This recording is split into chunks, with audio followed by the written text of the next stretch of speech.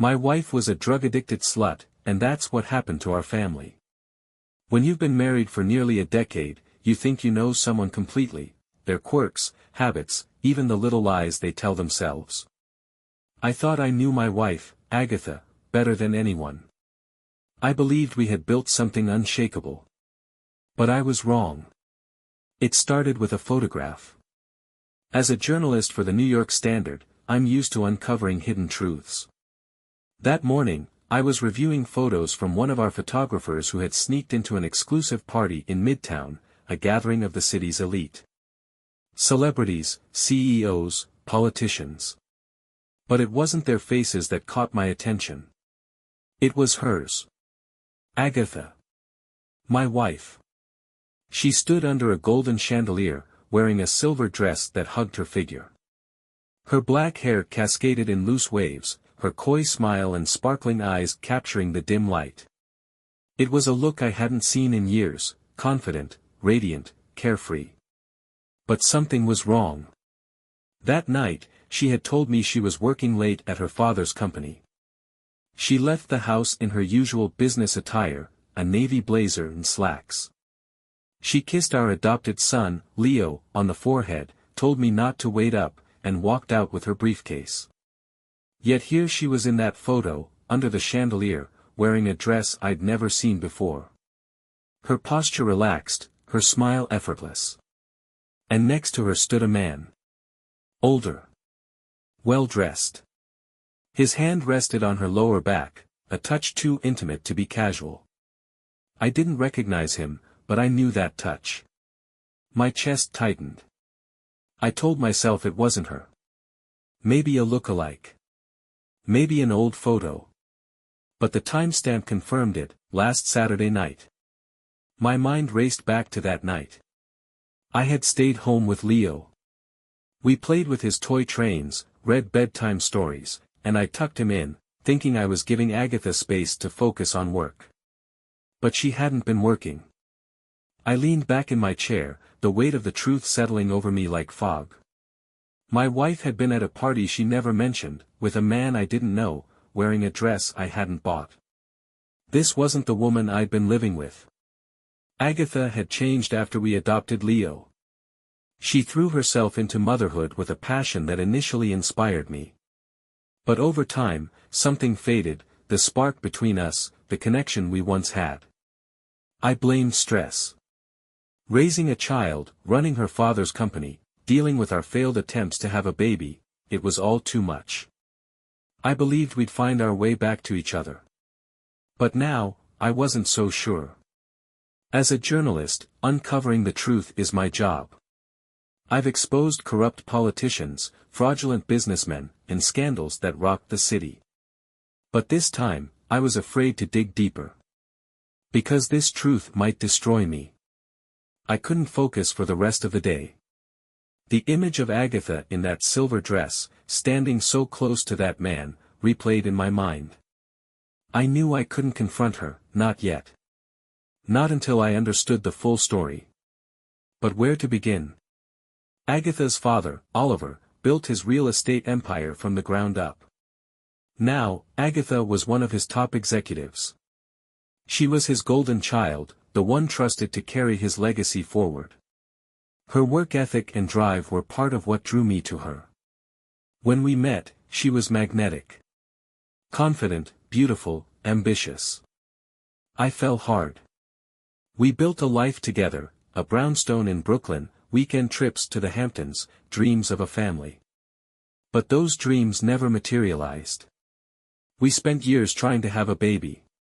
The early months were hopeful, but disappointment followed, negative tests, endless doctor visits. Each time we left a clinic without answers, I saw a piece of Agatha fade away. Eventually, we decided to adopt. When Leo came into our lives, I thought it was the fresh start we needed. Agatha seemed to come alive again, throwing herself into motherhood with an intensity that bordered on obsessive. But something still felt off. The distance between us grew wider. Conversations became shorter, the warmth in her touch faded. I told myself it was just the adjustment to parenthood, exhaustion from work. But deep down, I knew something was wrong. The truth came from an unexpected source, Agatha's doctor. I vividly remember the day we left another fertility clinic without answers. Agatha's silence on the drive home was deafening. Later that week, I received a call from Dr. Evans, her gynecologist. He wanted to meet in person. When I arrived at his office, he looked uncomfortable. "I'm not sure how to begin this, Adam," he started. "But you deserve to know." My stomach tightened. "Know what?" "Agatha's infertility isn't unexplained," he said slowly. "It's the result of long-term damage to her reproductive system." I stared at him, uncomprehending. "Years of substance abuse," he continued, carefully watching my reaction. "Specifically crack cocaine." The words hit me like a blow. Crack. Agatha never mentioned drugs. She completed rehabilitation before you met. But the damage was permanent. I felt the room spin. Agatha, a crack addict. The poised woman I married.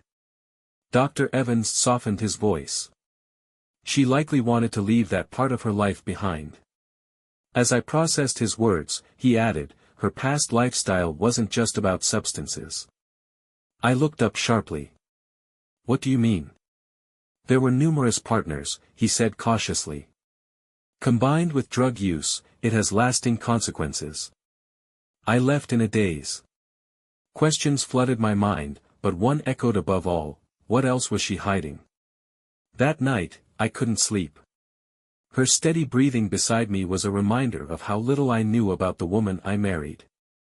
I thought back to how we met, a charity gala her father hosted. She dazzled in a red dress, her confidence magnetic.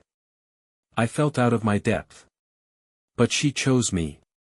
I believed it was because I offered something real, unlike the men chasing wealth and power. Now, I wasn't so sure. Had I been a safe choice? Someone who wouldn't pry? Unable to shake the thoughts, I went to the kitchen for water. That's when I saw her laptop on the counter, open, unattended. I shouldn't. But I did. The browser history was wiped clean. But one tab remained open, a scheduling app. Her father's company logo appeared at the top, but the event listed wasn't work-related. Private party, Saturday night. The date matched the night of the photo. I felt my stomach twist. She hadn't been at the office. She was at that party.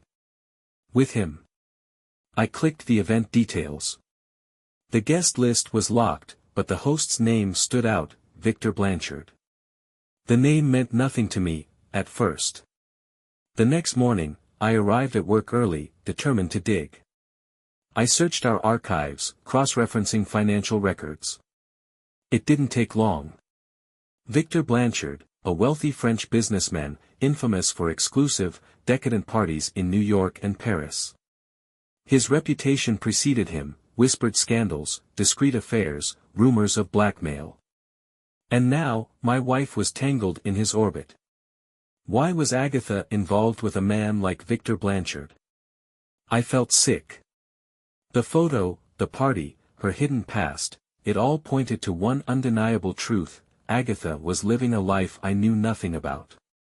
I couldn't keep pretending everything was fine. I needed answers. That evening, when Agatha came home, I decided to test the waters. "How was your day?" I asked, watching her carefully. She smiled as she set her purse down. "Busy, as always. But good. How's Leo?" "He missed you," I said. "Kept asking when you'd be home." Her face softened. "I'll tuck him in tonight." We sat down to dinner. She talked about work, about a new client her father's firm was courting. But I couldn't focus. Finally, I cleared my throat. "Hey, did you hear about that party last weekend? The one Victor Blanchard hosted?" Agatha froze for a split second. It was subtle, but I noticed. "No, I don't think so," she replied, her voice steady. "Why?" "Just curious." I saw some photos. Looked like quite the event. She shrugged. I've been too busy to keep up with social stuff. You know how it is. Her lie was seamless, practiced. I forced a smile. Yeah, I guess so. But inside, I was seething. After dinner, she kissed me on the cheek and went to check on Leo. I sat at the kitchen table, staring at the empty chair across from me. The image of her in that silver dress wouldn't leave my mind. Nor would the name Victor Blanchard. The next morning, I made a decision. I called Oliver. Oliver Rivers was a commanding figure. He built his real estate empire through sheer determination and a knack for making the right connections. We'd always had a cordial relationship, though it was clear he wished Agatha had married someone more financially ambitious. He answered on the second ring. Adam. To what do I owe the pleasure? I need to talk to you. It's about Agatha. There was a pause. Is she okay? She's fine, I said quickly. I've just been piecing together some things about her past, and I thought you might be able to help. Another pause. I see. Come to my office. When I arrived, Oliver gestured for me to sit across from him. What's this about? He asked. I took a deep breath. Did you know about Agatha's past? The drugs, the other things. His expression didn't change, but his eyes darkened. She told you? No, I said. I found out on my own. Oliver leaned back, exhaling slowly. It was only a matter of time. How bad was it? I asked. Bad, he admitted. After her mother died, she spiraled. Drugs, parties, dangerous crowds. She was self-destructive. I swallowed hard. Rehab? Twice. And the men? Oliver hesitated. There were many. I did what I could to shield her from consequences, but some things can't be undone. I felt like the ground was crumbling beneath me. Why didn't she tell me? She wanted a fresh start. You gave her that. I couldn't speak. The woman I loved had been hiding an entire life from me. She loves you in her way, Oliver said softly. And she adores Leo. Don't forget that. His words offered no comfort. If anything, they made the ache worse. There's something else, I said. Do you know a man named Victor Blanchard? Oliver's expression hardened instantly. Yes. I know him. How? He was one of her companions during her darker days. My blood ran cold. He's back in her life. Oliver's jaw clenched. That man is poison. I warned Agatha to stay away from him. If he's back, it's not good. I leaned forward, lowering my voice. Do you think she's seeing him again? Oliver didn't answer immediately. His silence was telling. Finally, he said, you'll have to ask her yourself. Leaving Oliver's office, I felt more questions gnawing at me than before. The picture was becoming clearer, but far from complete. Agatha wasn't who I thought she was. And the man in that photo with her, the one with his hand on her back, was no stranger. He was someone from her past. Someone she should have avoided at all costs. As I walked back to my car, one thought echoed in my mind. This wasn't just infidelity. It was something darker. I sat in my car for a long time, watching traffic stream by, my mind racing. Victor Blanchard wasn't just a name in a photo. He was a significant figure in Agatha's hidden past, a past Oliver had tried to bury. The photo, the way Victor's hand lingered on her back, the familiar spark in her eyes, it wasn't a business event. It was personal. Intimate. The betrayal wasn't just physical. It cut deeper. By the time I pulled into our driveway, the sun had dipped low, casting long shadows across the house. Inside, Leo was playing with his blocks, his laughter breaking through my dark thoughts. For a brief moment, it made me smile. In the kitchen, Agatha hummed softly as she prepared dinner. She looked normal. So domestic. So familiar. But familiarity can be deceiving. As we sat down to dinner, I decided to test her. So, I began, keeping my tone light. I met with your father today. Agatha glanced up, surprised. Really? That's unusual. What for? He had some story ideas for the paper, I lied smoothly. We got to talking about the old days. He mentioned you had a rebellious streak. She smiled faintly, a flicker of discomfort crossing her face. Everyone has a rebellious phase. Yeah, but he made yours sound intense. Her fork paused mid-air. Why are we talking about this? Just curious, I said. You've never really opened up about that time in your life. Her eyes narrowed slightly. Because it doesn't matter. That was a long time ago, Adam. I'm not that person anymore. Her defensiveness told me more than her words ever could. I know, I said softly. I just want to understand. Agatha sighed, her expression softening. I've made mistakes. But I've moved on. We have a beautiful family now. That's what matters. I nodded, forcing a smile. But inside, my doubts multiplied. After dinner, Agatha went to tuck Leo in, leaving me alone at the table. Her words echoed in my mind, we have a beautiful family now. That's what matters. But was it what mattered to her? Or was it just a shield she hid behind? Later, when she joined me in the living room, she leaned her head on my shoulder. I love you, she said quietly. I know.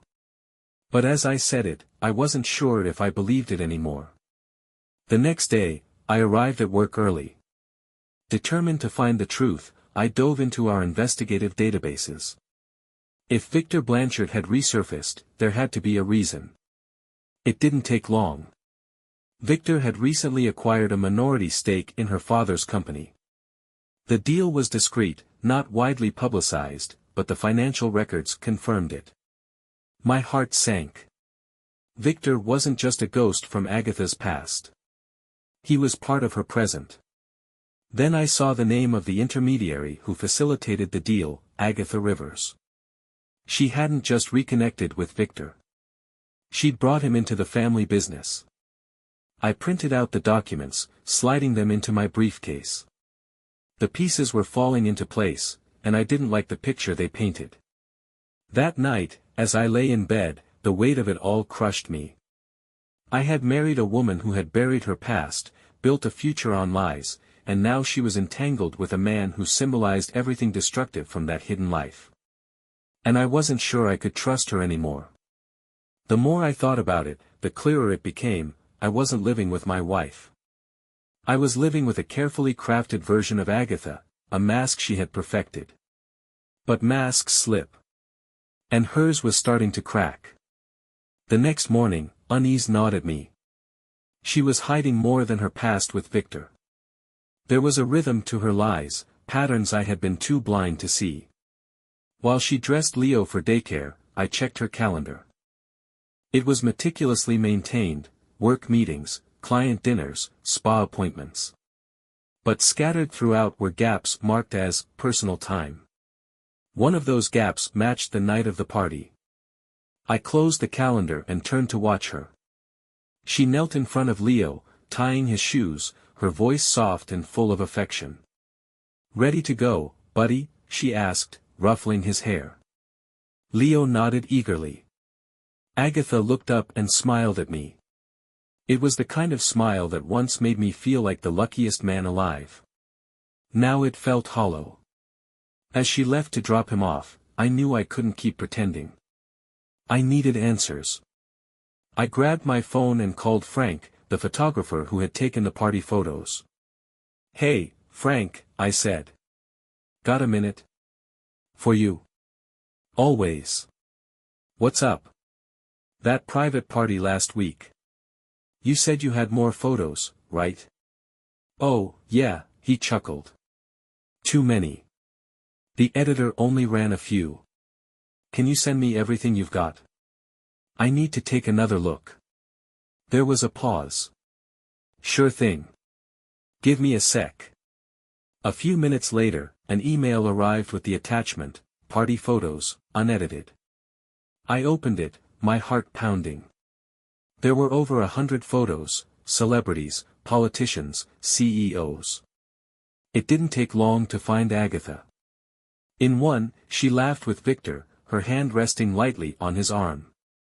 In another, they leaned in close, heads almost touching. And then I saw it. They were dancing.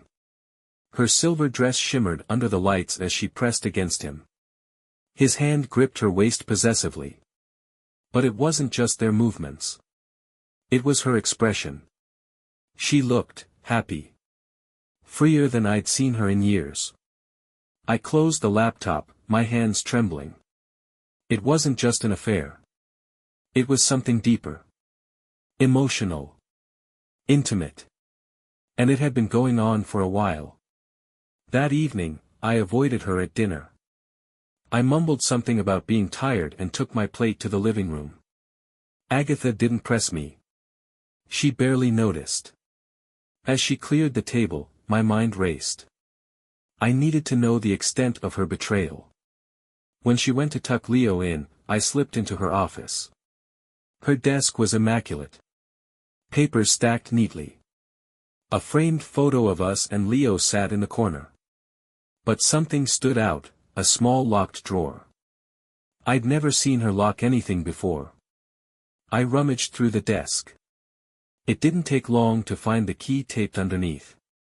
With shaking hands, I unlocked the drawer and pulled it open. Inside was a stack of envelopes. The top one bore her name, no return address. I opened it. Agatha. Last night was perfect. Seeing you again reminded me of what we had. What we could still have. You don't belong in that boring life. You belong with me. V. My heart pounded. Victor. There was no mistaking it now. This wasn't a recent fling. It was a rekindling of something long hidden. I sat down heavily in her chair, the letter clenched in my hand. The woman I loved, the woman I thought I knew, was a stranger. When Agatha came downstairs, she found me sitting there, the letter on the desk in front of me. Her smile faltered when she saw my expression. Adam? I looked up, my voice cold. We need to talk. Agatha froze, her eyes darting to the letter. Her smile vanished, replaced by fear. Where did you get that? She asked quietly. I didn't answer immediately. I stood, watching her carefully. This was the moment I'd been dreading. You locked it in your desk, I said softly. But you should have known better. Her breath hitched. Secrets, I continued, always find a way out. Her eyes darted to the letter, then back to me. You went through my things. I had to, I replied, keeping my voice steady. Because you weren't going to tell me the truth, were you? Agatha took a shaky breath, crossing her arms over her chest defensively. It's not what you think.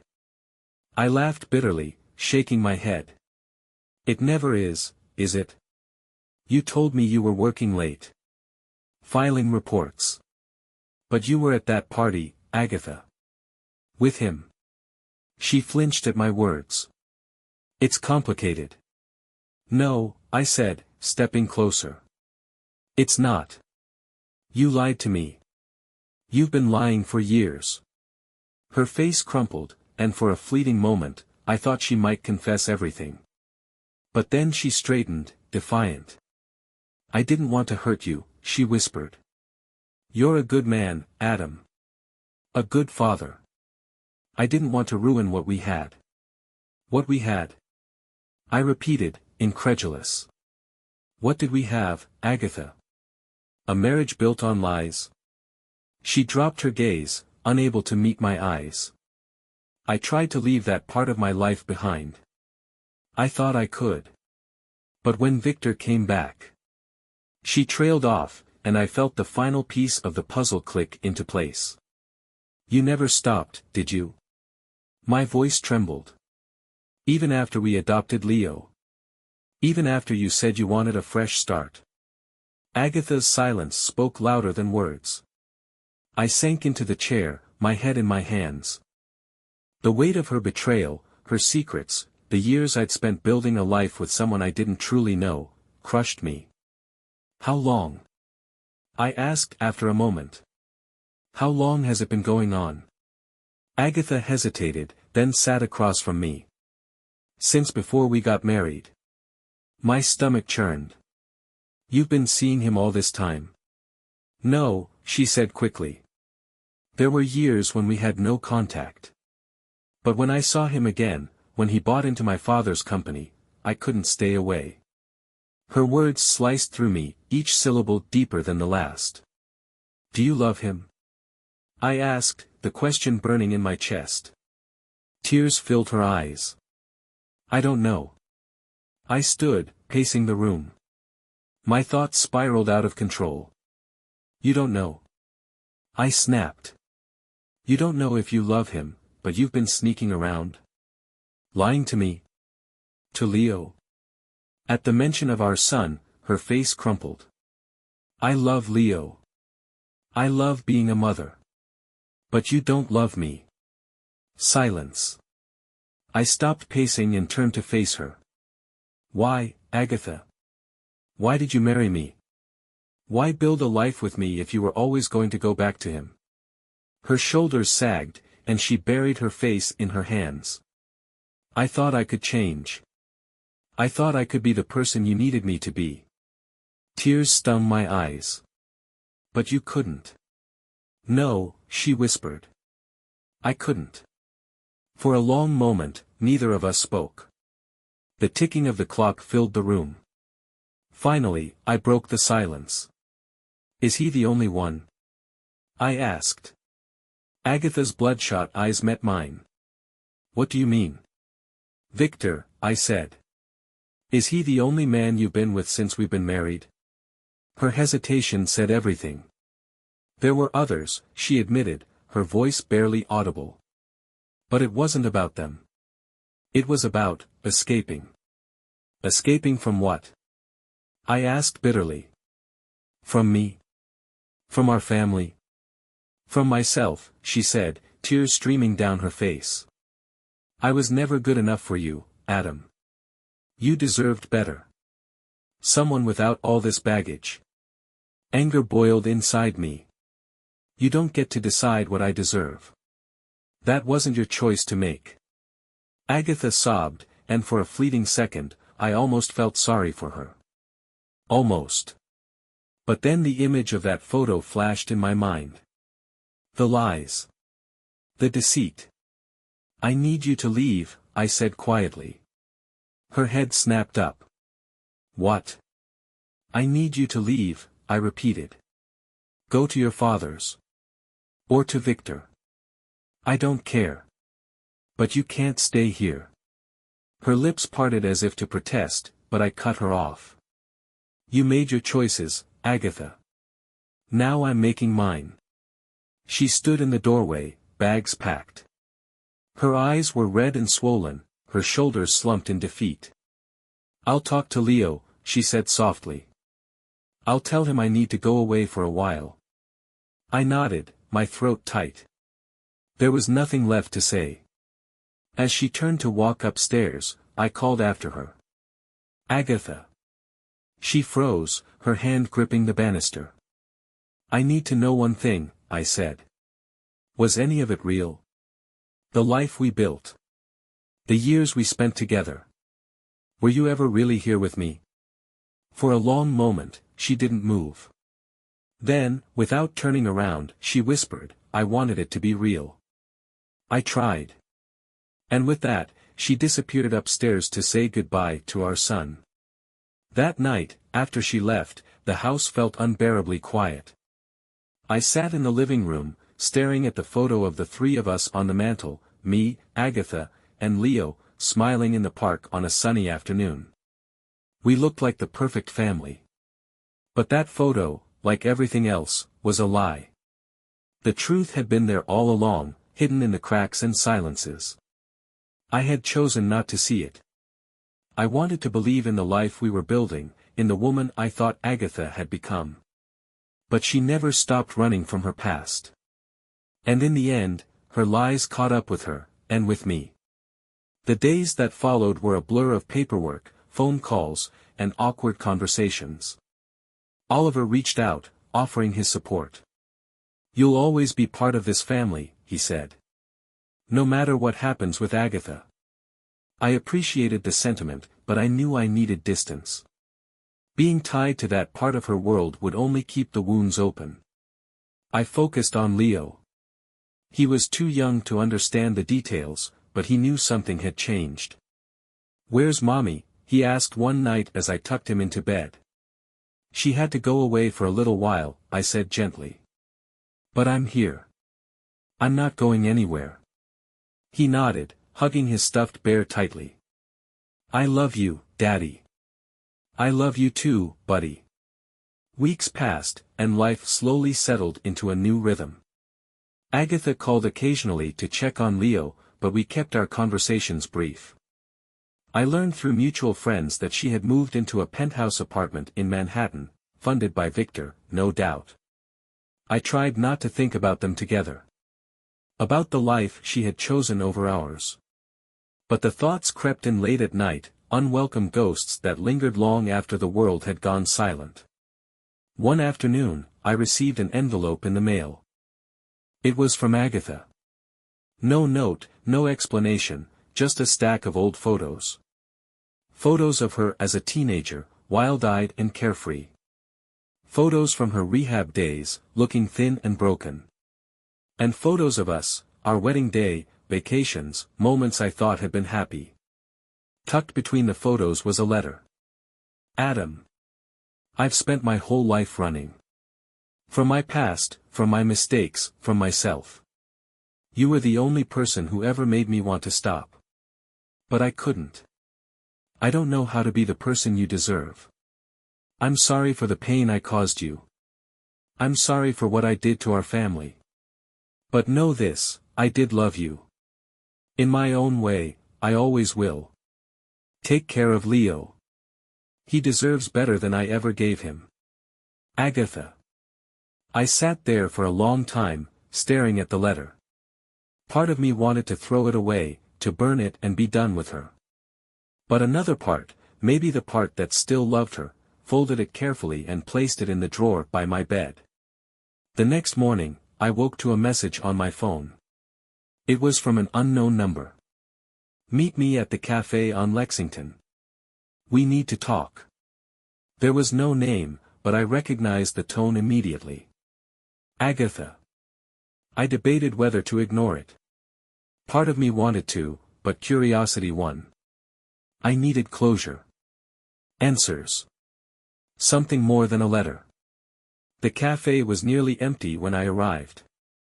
She was already there, sitting at a corner table, a scarf wrapped tightly around her neck. She looked thinner, paler, but her eyes were as piercing as ever. "Thank you for coming," she said softly. "I'm not sure why I did," I replied, taking a seat across from her. "What do you want, Agatha?"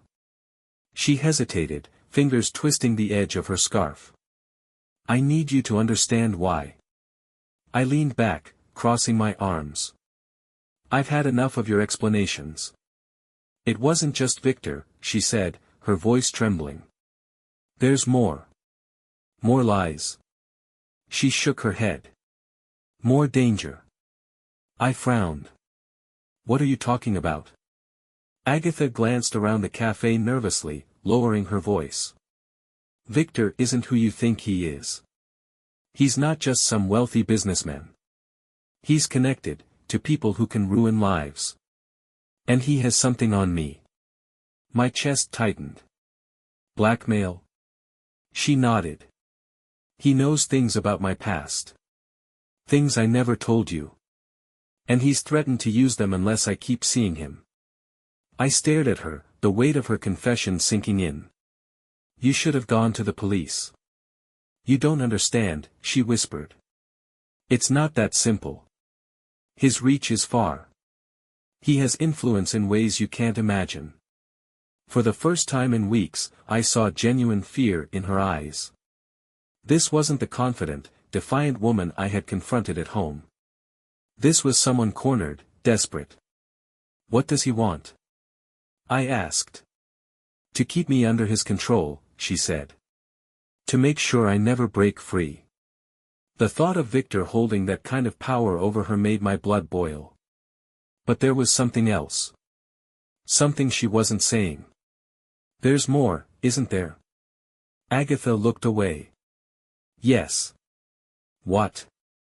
She swallowed hard. Leo. He's not safe. My heart stopped. What do you mean? Victor knows about him. He knows how much you love him. And he said if I ever tried to leave, her voice broke. He'd hurt him. The world tilted. The air felt too thin. Why didn't you tell me sooner? I demanded. I thought I could handle it, she said through tears. I thought I could protect you both. I stood, fists clenched. We're not playing his game. We'll go to the police. We'll disappear if we have to. Agatha shook her head. It's not that easy. It is, I insisted. Leo is my priority. Nothing else matters. She reached out, gripping my hand. I never wanted to drag you into this. But now you're in it, whether you like it or not. I pulled my hand away. We'll find a way out. Together. Agatha gave a faint, sad smile. You always were the better one. The rest of the conversation was a blur. When I left the cafe, my mind raced with possibilities. Plans. Ways to protect Leo. That evening, I watched him sleep, his little chest rising and falling peacefully. And I knew one thing for certain. Victor Blanchard had made a fatal mistake. He had threatened my son. And I would stop at nothing to ensure he never got the chance to follow through. Agatha would always be part of my story, but she no longer defined it. My son's future was what mattered now. As I watched Leo's peaceful face, I knew I had everything I needed to fight for him. The end.